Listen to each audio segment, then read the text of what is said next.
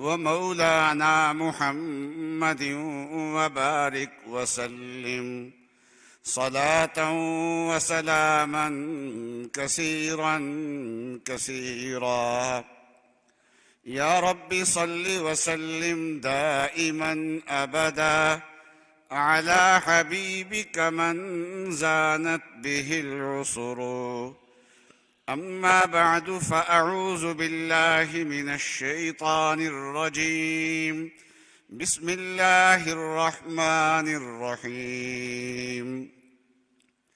ألا إن أولياء الله لا خوف عليهم ولا هم يحزنون الذين آمنوا وكانوا يتقون لهم البشرى في الحياة الدنيا وفي الآخرة. صدق الله العظيم وصدق رسوله النبي الكريم.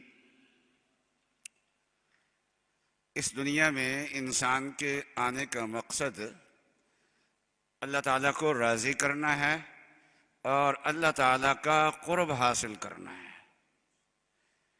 کوئی آدمی اسلام آباد جائے، وہاں مرکزی حکومت کے دفاتر ہیں، ان میں اس کا کوئی کام ہے، اس کام کے لیے وہاں پر گیا ہے، اس کے مالک نے، اس کے والد نے یا اس کے محکمے نے اس کو بھیجا ہے. وہ اسلام آباد کی ساری چیزیں دیکھ کے گھوم پھر کے آ گیا، لیکن جو اصل کام تھا جس کے لیے اس کو بھیجا گیا تھا وہ نہیں کیا، تو کہا جائے گا کہ بڑا احمق ہے کہ جو اصل کام جس کے لیے بھیجا گیا تھا وہ کر کے ہی نہیں آیا. اسی طریقے سے دنیا میں رہتے ہوئے اگر اللہ تعالیٰ کو راضی نہ کیا، اللہ تعالیٰ کا قرب حاصل نہ کیا، تو سمجھیے کہ ہم سے زیادہ احمق کوئی نہیں ہے، بے وقوف کوئی نہیں ہے کہ دنیا کے اندر آ کے سارے کام کر لیے، لیکن جو اللہ تعالیٰ کو راضی کرنے کا کام تھا وہ تو کیا ہی نہیں ہم نے، وہ تو پیچھے ہی رہ گیا ہے. یہ مقصد اتنا زیادہ اہم ہے کہ صحابہ کرام نے چونکہ براہ راست رسول اللہ صلی اللہ علیہ وسلم سے تربیت حاصل کی تھی اور ان کے مزاج نبوت میں ڈھلے ہوئے تھے، تو نتیجہ کیا تھا کہ یہ مقصد ان کو ہر وقت یاد رہتا تھا، ان کے پیش نظر رہتا تھا، اور کسی وقت اس مقصد کو بھولتے نہیں تھے، اور اسی وجہ سے وہ اللہ تعالیٰ کو بہت پسند تھے، اللہ تعالیٰ کے پیارے تھے. اور اس مقصد میں نبی اکرم صلی اللہ علیہ وسلم کی تربیت کا اثر تھا کہ وہ دنیا میں اس مقصد کے اندر اس طریقے سے لگے کہ اللہ تعالیٰ نے اپنی رضا کا اعلان دنیا میں ہی کر دیا ان کے لیے. باقی مسلمانوں کو یہ نعمت ملے گی کہ اللہ تعالیٰ اعلان کریں گے کہ میں راضی ہوں، اب کبھی ناراض نہیں ہوں گا. لیکن یہ اعلان کب ہوگا؟ جب جنت میں چلے جائیں گے اور جنت کی ساری نعمتیں مل جائیں گی، ساری نعمتوں کا مشاہدہ انسان کر لے گا. اس کے بعد پھر اللہ تعالیٰ جو ہے وہ آخری جو نعمت عطا فرمائیں گے وہ دو چیزیں ہوں گی، ایک اپنا دیدار ہوگا اور ایک اپنی رضا کا اعلان ہوگا. فرمائیں گے کہ اب میں تم سے راضی ہوں، کبھی ناراض نہیں ہوں گا میں. تو لیکن یہ اعلان جو اللہ ہمیں جنت میں لے جائے، تو جنت میں پہنچ کے بھی جنت کی ساری نعمتیں دیکھنے کے بعد پھر یہ آخری مرحلے میں جا کے یہ اللہ تعالیٰ سے خوشخبری سنیں گے، یہ اعلان سنیں گے کہ اب میں راضی ہوں، اب ناراض نہیں ہوں گا. اللہ ہمیں لے جائیں اور یہ اعلان سننے کا موقع دیں. لیکن صحابہ کو یہ سبق اتنا پکا ہو گیا تھا کہ وہ اس کی محنت میں اتنا لگ گئے تھے کہ اللہ تعالیٰ نے دنیا کے اندر ان کے لیے رضامندی کا اعلان کر دیا. اور صرف اعلان نہیں کیا بلکہ فرمایا جو ان کے راستے پہ چلے گا وہ بھی ان سے بھی میں راضی ہوں. تو ان کے راستے کو اپنی رضا کا راستہ بنا دیا اللہ تبارک و تعالیٰ نے. جیسے نبی اقدس صلی اللہ علیہ وسلم کی سنت اللہ کی رضا کا راستہ ہے، صحابہ اکرام کی زندگیاں بھی اللہ کا رضا کا راستہ ہیں، ان کے ذریعے سے اللہ تعالیٰ کی رضا معلوم ہوگی۔ تو صحابہ اکرام قرآن پاک میں جا بجا ان کا تذکرے ملتے ہیں، لیکن ایک چیز قدر مشترک اکثر جگہ ملتی ہے، وہ یہ ہے کہ وہ اللہ کی رضا چاہتے ہیں۔ یبتغون فضلا من اللہ ورضوانا، ایک جگہ فرمایا کہ صحابہ جو ہیں وہ اللہ کا فضل اور اللہ کی رضامندی تلاش کرتے ہیں، اور ایک جگہ فرمایا کہ ولا تطرد کچھ لوگ تھے رسول اللہ صلی اللہ علیہ وسلم سے بات چیت کرنا چاہتے تھے، آپ کی بات سننا چاہتے تھے، لیکن صحابہ اکرام جو تھے غریب اور وہ چودھریوں کے معیار کے مطابق نہیں تھے، چاہتے تھے کہ وہ مجلس میں نہ بیٹھے ہوں، ہمارے لیے الگ سے مجلس ہو۔ تو رسول اللہ صلی اللہ علیہ وسلم چونکہ آپ سراپا شفقت تھے اور ہر انسان کے بارے میں یہ چاہتے تھے کہ اس کو ہدایت مل جائے، تو آپ شاید یہ سوچتے کہ اگر ان صحابہ اکرام کو اٹھا دیا جائے، وفاداروں کو، تھوڑی دیر کے لیے، تو وہ آگے بیٹھ جائیں، بات سن لیں، ممکن ہے ان کو ہدایت مل جائے۔ شاید یہ رسول اللہ صلی اللہ علیہ وسلم سوچتے، لیکن اللہ تعالیٰ نے اس سے بھی پہلے وحی نازل کر دی اوپر سے، فرمایا وَلَا تَطْرُدِ الَّذِينَ يَدْعُونَ رَبَّهُمْ بِالْغَدَاةِ وَالْعَشِيِّ، کہ جو لوگ صبح اور شام اللہ تعالیٰ کو راضی کرنے اللہ تعالیٰ کی یاد کرتے ہیں، یدعون ربہم، صبح شام اللہ کو یاد کرتے ہیں، تو یریدون وجہ، کیوں یاد کرتے ہیں؟ کہ اللہ تعالیٰ کی رضا چاہتے ہیں، نیت ان کی اللہ کی رضا کی ہے۔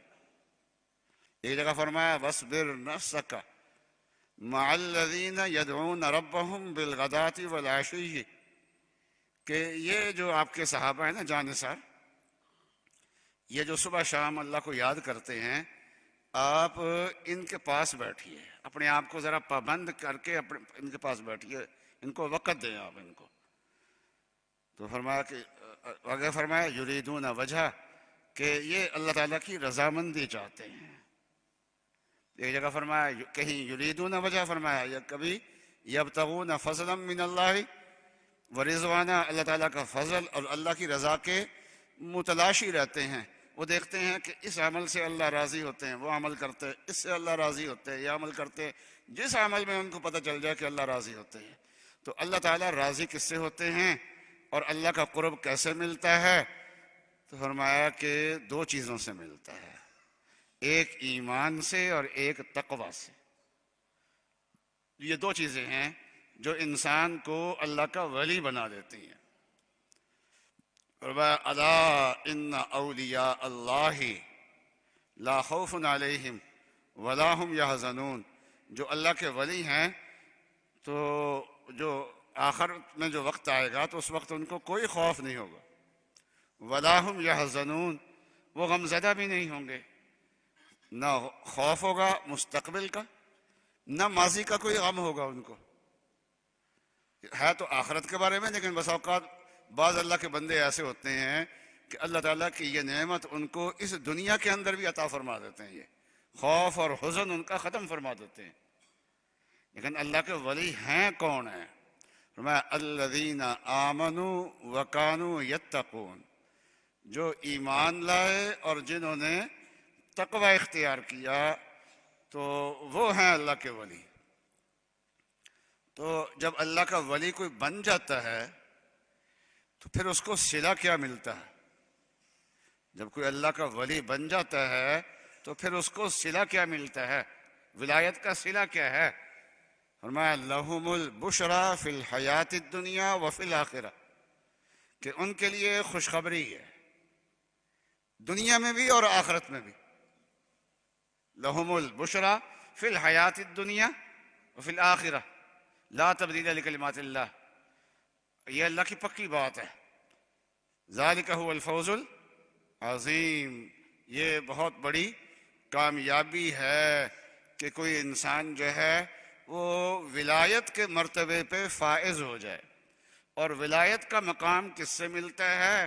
فرمایا کہ ایمان سے ملتا ہے اور تقوی سے ملتا ہے.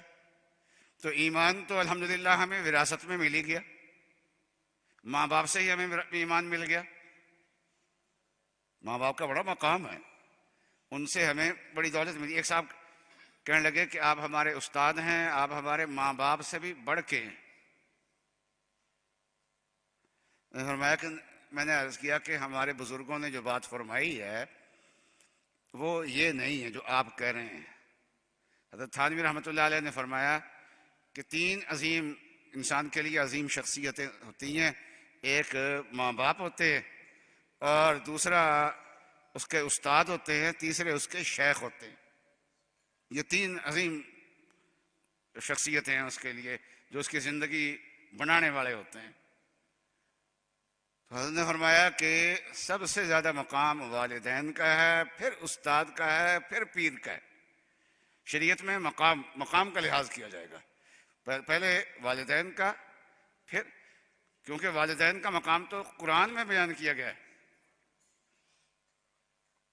بہت واضح طور پہ بیان کیا گیا ہے، جا بجا بیان کیا گیا ہے. اور استادوں کا بیان تو احادیث سے سمجھ میں آتا ہے. اور شیخ کا مقام بھی استاد ہی والا ہے تقریباً، یہ اس کے بعد کا مقام ہے، یہ ہمارے بزرگوں نے فرمایا. تو وہ طالب علم کہنے لگا کہ میں نے جو استادوں کو والدین سے بڑھ کے کہا ہے تو اس کی وجہ یہ ہے کہ والدین عالم ارواح سے ہمیں دنیا میں لانے کا ذریعہ بنے، اور استاد جو ہے اس نے ہمیں تعلیم دی، تربیت دی، تو اس کی تعلیم و تربیت یہ ہمیں اللہ کے قریب لے جانے کا ذریعہ بنی، یہ اوپر لے جانے کا ذریعہ بنی. تو والدین نیچے لانے کا ذریعہ بنے اور استاد اوپر جانے کا ذریعہ بنے.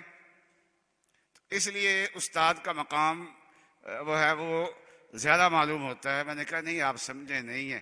والدین ہمارے جو والدین ہیں نا، مسلمان کے جو والدین ہیں، وہ والدین صرف اس کو عالم ارواح سے عالم دنیا میں لانے کا ذریعہ نہیں ہے، صرف اتنا نہیں ہے اوپر سے نیچے لائے ہوں، بلکہ اس کے ساتھ ساتھ ان سے ہمیں ایمان بھی ملا.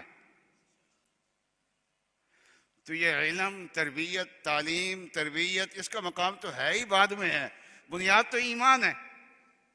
تو ہم مسلمان والدین، اور اگر والدین کافر بھی ہوں اور اس کا بیٹا صاحب کمال ہو، صاحب ایمان ہو، صاحب کمال ہو، تو اس کو یہی سمجھنا چاہیے کہ میرے والد کے اندر کوئی خوبی تھی جو اس کے اندر اجاگر نہیں ہو سکی، وہ میرے اندر آ کے اجاگر ہو گئی ہے. کمال والد سے ہی میرے اندر منتقل ہوا ہے. ہمیں تو قرآن نے یہ کہا نا کہ والدین اگر مشرک بھی ہوں تو ان کے ساتھ حسن سلوک کرنا ہے. تو بہرحال ایمان ہمارے پاس پہلے سے ہے، رہ گیا تقوی. بس یہ اس کی ذرا محنت کرنی ہے. تقوی کیا ہے؟ تقوی یہ ہے کہ اپنی خواہشات کو دبا کے اللہ کے فرائض کو پورا کیا جائے. اپنی خواہشات کو دبا کے اور اپنی مرضیات کو دبا کے اللہ کے جو فرائض ہیں ان کو پورا کیا جائے، اور اللہ تعالیٰ نے جن چیزوں سے منع کیا ہے ان سے بچ جائے. اور یہ اللہ تعالیٰ کے احکامات پہ عمل کرنا اور اللہ تعالیٰ کی منع کی ہوئی چیزوں سے بچنا، یہ اسی کا نام تقوی ہے. لیکن یہ تو بہت آسان سی بات ہے، لیکن ہماری زندگیاں گزرتی چل جا رہی ہے. ذرا ہم اندازہ تو لگائیں کہ کیا آج ہماری کل گزشتہ سے بہتر ہے؟ کیا ہمارا یہ مہینہ پچھلے مہینے سے بہتر ہوا؟ کوئی ترقی ہوئی ہمارے تقوی کے اندر؟ کیا یہ سال جو ہے ہمارا زندگی کا تو پچھلے سال کی بنسبت تقوی میں کچھ آگے بڑھے ہیں؟ اگر بڑھے ہیں تو اللہ کا شکر ادا کرنا چاہیے، انکار نہیں کرنا چاہیے. اللہ کی نعمت سمجھ کے اس کا شکر ادا کرنا چاہیے، لیکن سوچنا تو چاہیے کہ آگے بڑھے ہیں. تو زندگی گزرتی چلی جا رہی ہے، گزرتی چلی جا رہی ہے، لیکن اللہ تعالیٰ کی رضا کے جو 2 ذریعے ہیں، ایک ایمان، دوسرا تقوی. تو ایمان تو حاصل ہے، لیکن تقوی کے اندر ہماری ترقی کتنی ہوئی ہے، یہ ذرا سوچنے کی بات ہے۔ تقوی کے اندر کتنی ہم نے ترقی کی ہے، کتنا تقوی آگے بڑھا ہے ہمارا۔ وہ اللہ کا یہ تقوی جو ہوتا ہے نا، تو آگے اگر نہیں بڑھ رہا تو اس کی وجہ کیا ہے؟ تقوی آگے نہیں بڑھ رہا تو اس کی وجہ کیا ہے؟ اور تقوی سے ہی اللہ کا قرب ملتا ہے، اللہ کی رضا ملتی ہے۔ تو پھر تقوی میں ہم آگے کیوں نہیں بڑھ رہے؟ مقصد کیوں نہیں پورا کر رہے؟ جس مقصد کے لیے دنیا میں آئے ہیں، تو کیا مرنے کا انتظار ہے؟ مرنے کے بعد پھر اس مقصد کے اندر ہم لگیں گے کیا؟ مرنے کے بعد تو پھر موقع نہیں ہوگا۔ تو اذا جاء اجلهم لا يستاخرون ساعة، ہاں، تو مرنے کے بعد عالم برزخ، عالم قبر، عالم آخرت، ان تمام عالموں میں اللہ کا نام لینے کی اجازت ہوگی، نماز پڑھنے کی اجازت ہوگی، تلاوت کرنا چاہے تلاوت کرنے کی اجازت ہوگی، لیکن وہاں جا کے ان چیزوں سے لذت تو حاصل ہوگی، لیکن اللہ کا قرب نہیں ملے گا، قرب میں اضافہ نہیں ہوگا۔ دنیا کے اندر جو نیکی کر لی تو اس سے اللہ کا قرب ملتا ہے، اور یہاں سے جانے کے بعد اگر کی تو لذت تو ہوگی۔ قرآن پاک پڑھنے کی لذت ہے جس کو، وہ چاہے گا کہ وہاں پر بھی قرآن پاک پڑھوں۔ تو حضرت مولانا فضل الرحمان صاحب گنج مراد آبادی رحمۃ اللہ علیہ ایک بہت بڑے ہمارے اولیاء اللہ میں سے گزرے ہیں۔ شاہ عبدالعزیز صاحب محدث دہلوی کے براہ راست شاگرد ہیں۔ حضرت تھانوی رحمۃ اللہ علیہ جب کانپور میں پڑھاتے تھے، حضرت کی عمر اس وقت 20 سال کے قریب ہو گئی، اور 84 سال کی عمر میں حضرت کا انتقال ہوا تھانوی رحمۃ اللہ علیہ کا۔ تو حضرت کی عمر اس وقت 20 سال تھی جب کانپور میں پڑھاتے تھے۔ تو حضرت مولانا فضل الرحمان صاحب گنج مراد آبادی رحمۃ اللہ علیہ، ان کی عمر 110 سال تھی۔ تو حضرت تھانوی چھٹیوں میں کانپور سے تھانہ بھون جاتے ہوئے سوچا کہ اتنے بڑے اللہ کے ولی ہندوستان میں رہتے ہیں، عمر رسیدہ ہیں، ان کی زیارت و ملاقات کرتے جائیں۔ تو ملاقات کے لیے گئے وہاں پر۔ اب ٹیلی فون تو زمانے میں ہوتا نہیں تھا کہ پہلے فون کر کے اطلاع دے دے کہ ہم آ رہے، اور پھر وہ رہنما اور سواری وہ ایسی تھی کہ راستے میں بھولتے بھٹکتے، دیر ہو گئی اور عشاء ہو گئی۔ عشاء کی نماز کے وقت پہنچے۔ حضرت بڑے جلالی تھے، نماز پڑھ کے ملے، پوچھا کون ہے؟ کہ جی ایک میں طالب علم ہوں، اور فلاں جگہ مدرس ہوں، فلاں جگہ میرا گھر ہے، اور فلاں جگہ سے آیا ہوں، اور آپ کی زیارت و ملاقات کے لیے آیا ہوں۔ تو گرم ہو گیا کہ یہ رات کا وقت کوئی آنے کا وقت ہوتا ہے؟ کوئی یہ کوئی آنے کا وقت ہے؟ فرمانے لگے اچھا، ان کو کہا اس کو مہمان خانے میں ٹھہرا دو، بھیجا، لے جاؤ اور وہاں ٹھہراؤ ان کو۔ ابھی بھیجا تھا کہ صاحب کشف بھی تھے، منکشف ہو گیا کہ ہے تو نوجوان لیکن ہے کوئی اللہ کا ولی ہے اونچا۔ منکشف ہوا تو پھر بلایا، واپس بلاؤ ان کو۔ واپس بلایا، پھر پاس بٹھایا، اپنے بالکل قریب اپنی مسند پہ بٹھایا، اور پھر کھانا اپنے خادم سے کہا کہ بھائی وہ ہمارے گھروں میں پتہ کرو، ہمارے گھر میں نہ تو بھائی کے گھر میں پتہ کرنا۔ تو کھانے کا پتہ کرایا، بڑے اعزاز کے ساتھ کھانا کھلایا، اور پھر کچھ راز و نیاز کی باتیں کی۔ تو فرمانے لگے کہ اشرف علی، جب سجدہ کرتا ہوں نا تو یوں لگتا ہے جیسے اللہ تعالیٰ نے پیار کر لیا، ایسا لگتا ہے جیسے اللہ تعالیٰ نے پیار کر لیا ہو۔ اور یہ بھی فرمایا کہ وہ جب ہم قبر جائیں گے نا آخرت میں، تو حور آئیں گی۔ حور جمع کا صیغہ ہے، لفظ ہے، اس کی آگے حوریں بنانے کی ضرورت نہیں۔ حور آئیں گی تو میں تو ان سے یہی کہوں گا کہ بھی قرآن آتا ہے تو سناؤ، بس ہمیں قرآن سننا ہے۔ فرمانے لگے کہ اللہ میاں اگر نا قبر میں نماز پڑھنے کی اجازت دے دے نا، تو میں اللہ میاں سے اجازت لے کے نا قبر میں جا کے نماز ہی پڑھوں گا، ہاں نماز پڑھوں گا، قرآن پڑھوں گا۔ تو وہاں جا کے نماز اور قرآن ان چیزوں کی لذت ہوگی، بلکہ وہاں جنت میں جا کے اب سانس آتا ہے نا، تو سانس کی جگہ تسبیح نکلے گی اندر سے۔ یلہمون النفس یلہمون التسبیح کالنفس، کہ اللہ تعالیٰ ان کے اندر سے سانس نکالیں گے تو وہ تسبیح کی شکل میں ہوگا، لیکن ان سے درجات بلند نہیں ہونے، درجات جو ہے وہ دنیا کے تقوی سے بلند ہونے ہیں۔ تو تقوی اختیار کرنے میں مشقت ہوتا کیوں نہیں ہے؟ زندگی گزرتی جا رہی ہے، جو ہم دیندار لوگ ہیں، نمازی لوگ ہیں، ہمارے تقوی کے اندر بھی تو کوئی ترقی نہیں ہو رہی نا۔ تو گناہ کتنے چھوڑ لیے ہم نے، کتنی اپنی اصلاح کر لی، باطن کی کتنی اصلاح کر لی، ظاہر کی کتنی اصلاح کر لی۔ تو وجہ یہ ہے کہ تقوی میں مشقت ہوتی ہے، تقوی میں کیا ہوتی ہے؟ مشقت ہوتی ہے، تو اسی وجہ سے تو اس کا اجر زیادہ ہے۔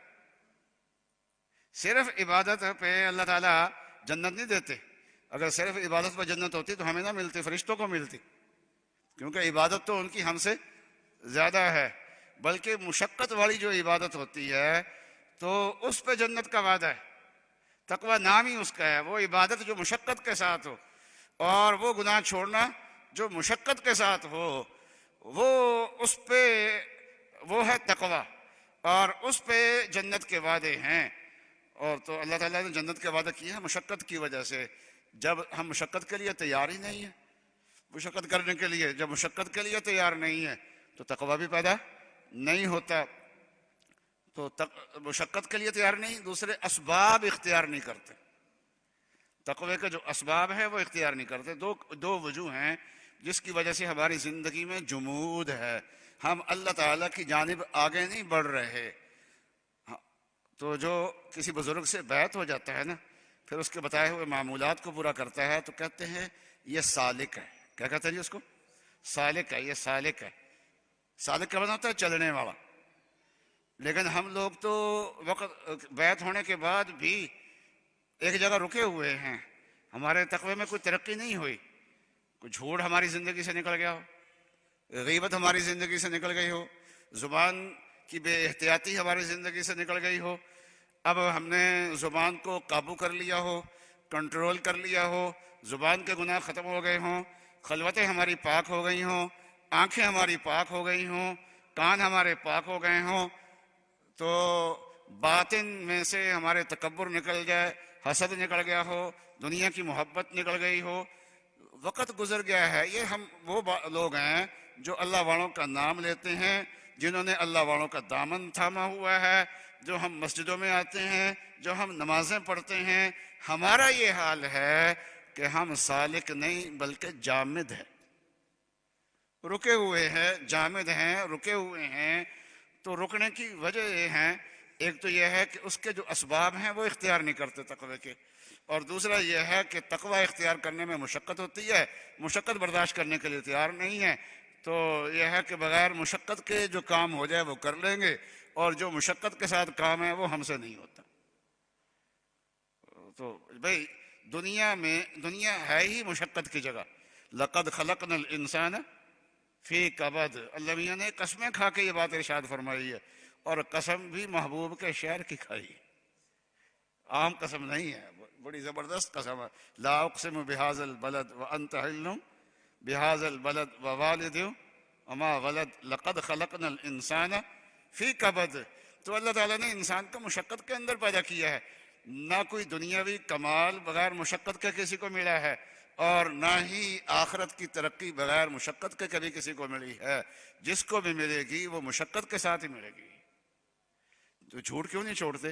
اس لیے کہ اصلاح کا ارادہ ہی نہیں کیا، اس میں جو مشقت ہوتی ہے اس کو گوارا کرنے کا بھی ارادہ ہی نہیں کیا۔ ایک تو یہ ہے کہ مشقت کا ارادہ، مشقت نہیں برداشت کرنے کے لیے تیار نہیں ہے۔ دوسرے جو اس کے اسباب ہیں، آخرت کا سوچنا وہ نہیں ہے، نیک صحبت وہ نہیں ہے، تو اور مراقبات نہیں ہے، موت کا مراقبہ، محاسبات جو کرنے کے کام ہیں وہ چیزیں نہیں ہیں۔ اس لیے وقت گزرتا جا رہا ہے، ترقی ہوتی نہیں ہے۔ تو اللہ تعالیٰ سال میں ایک مہینہ دیتے ہیں، رمضان کا مہینہ۔ چلو اس ایک مہینے کے اندر ہی ذرا محنت کر کے کچھ تقوی حاصل کر لیں، کچھ نیکی کا راستہ اختیار کر لیں، یہ اس لیے آتا ہے۔ اور پھر رسول اللہ صلی اللہ علیہ وسلم نے رمضان کا شوق جو ہے وہ رجب سے شروع کیا۔ فرمایا اللہم بارک لنا فی رجب و شعبان و بلغنا رمضان، اے اللہ رجب کے مہینے میں برکت عطا فرمائیے، شعبان کے مہینے میں برکت عطا فرمائیے، اور ہمیں رمضان تک پہنچا دیجیے۔ تو اب یہ کہہ لیں اللہم بارک لنا فی رجب و شعبان و بلغنا رمضان۔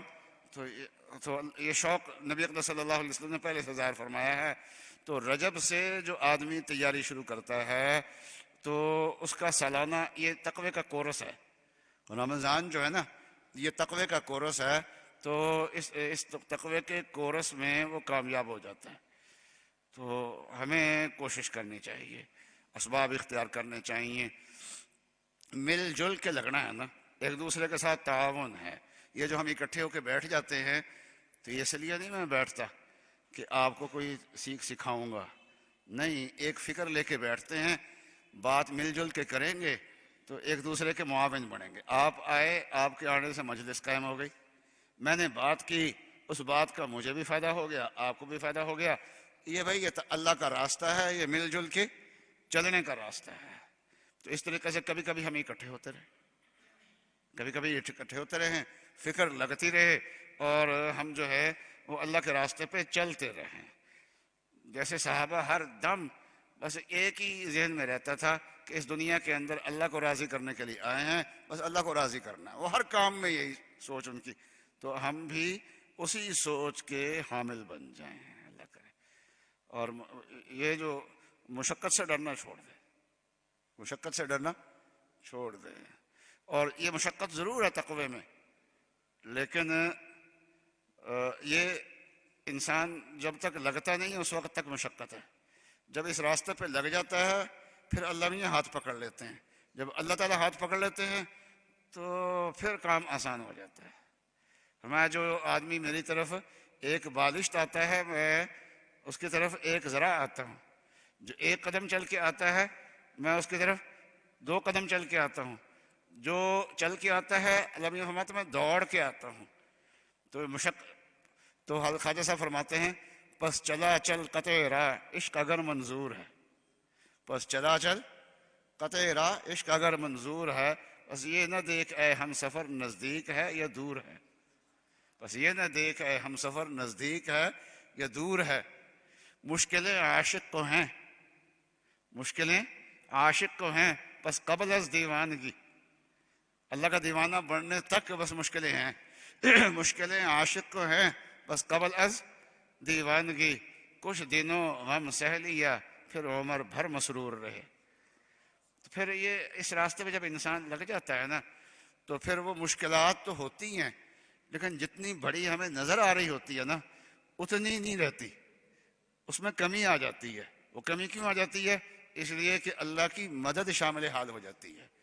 وہ ان کا وعدہ ہے کہ والذین جاہدوا فینا لنہدینہم سبلنا وان اللہ لمع المحسنین۔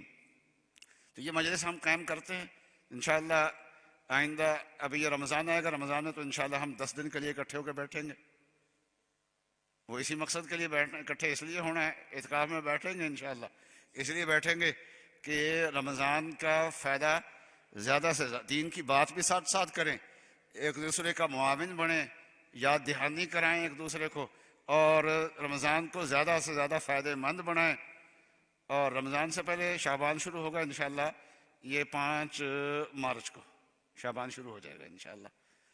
تو پھر 3-4 دن کے لیے ایک مجلس لگائیں گے یہاں، تاکہ دن رات جو ہے نا وہ اللہ کا ذکر کریں ہم۔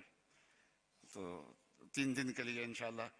اور پھر رمضان کے بعد اللہ تعالیٰ نے موقع دیا تو ہر مہینے میں پھر پوری 1 رات بھی اللہ کے لیے وقف کیا کریں گے، تاکہ ہمیں بس یہ بھولا ہوا سبق یاد آتا رہے، اور ہم دوڑے نہ تو چلتے تو رہے نا، کم از کم اللہ کے راستے پہ چلتے رہیں اور ترقی ہوتی رہے اور معصیتیں چھوٹتی رہیں، دل صاف ہوتا رہے، دل سے رذائل نکلتے رہیں، اللہ کی محبت بڑھتی جائے، بھائی یہ چیزیں حاصل ہوتی جائیں۔ اللہ تعالیٰ مجھے اور آپ کو توفیق عطا فرمائے۔ اب یہ 15 دن کے بعد جو آئے گی نا اتوار، تو اس اتوار کو نہیں بیٹھیں گے، وہ آئے گی یہ فروری، 27 فروری کو. اس وقت نہیں ہوں گے, ہم بیٹھیں گے انشاءاللہ.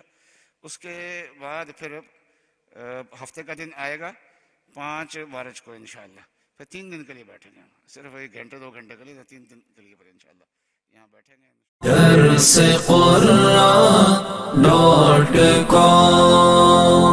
www.darsequran.com